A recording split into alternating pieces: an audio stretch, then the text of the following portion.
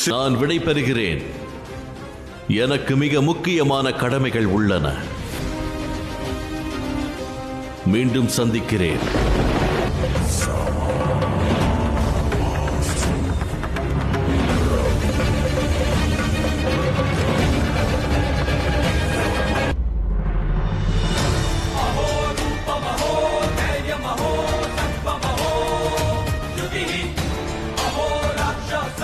இப்பிரபஞ்சத்தில் எவரும் அறியவில்லை. இப்பொழுது சூரிய தேவர் மீண்டும் உயிர் பெற்று விட்டதால் இப்பிரபஞ்சத்தில் புதிய எழுச்சி ஆரம்பம்.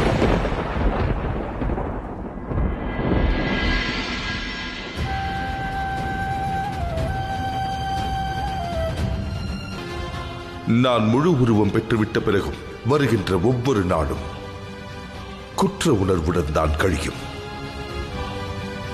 சூரிய லோகத்தில் விழுந்த கிரகணத்திற்கு நிச்சயம் தாங்கள் காரணம் அல்ல, மற்றொருவர்தான் காரணம்.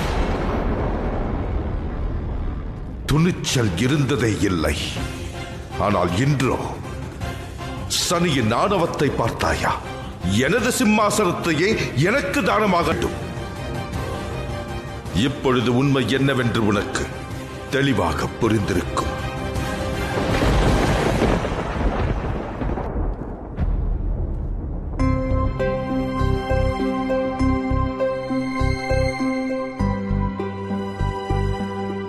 தங்கில் சூரியனும் செவ்வாயும் ஒன்றாக இருந்தால் அவர்களிடையே சமநிலை ஏற்படுவதற்காக சனி அங்கு இருப்பது மிகவும் அவசியமாகும்.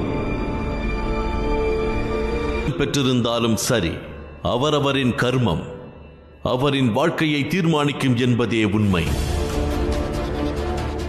கிரகங்களின் தாக்க எவராயினும் சரி, தனது ஜாதகத்தில் கட்டங்களை விட கர்மத்திற்குத்தான் அதிக முக்கியத்துவம் அளிக்க வேண்டும். நான் நல்வழியாக்குபவன். உனது அனைத்து செல்வங்களையும் நிர்மூலமாக்கி விடுவேன். நீ அதிகமாக விரும்பும் பொருளை முதலில் அழிப்பேன். என்னை காண வந்த நோக்கம் என்ன? காரணம் என்ன?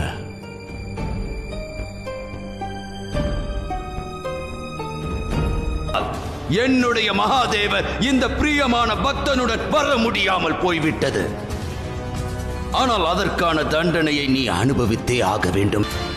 கிரகங்களில் முதலாவதாக நான் உன்னை வசப்படுத்தி விடுவேன் சனி, உன்னை வசப்படுத்தி விடுவேன்.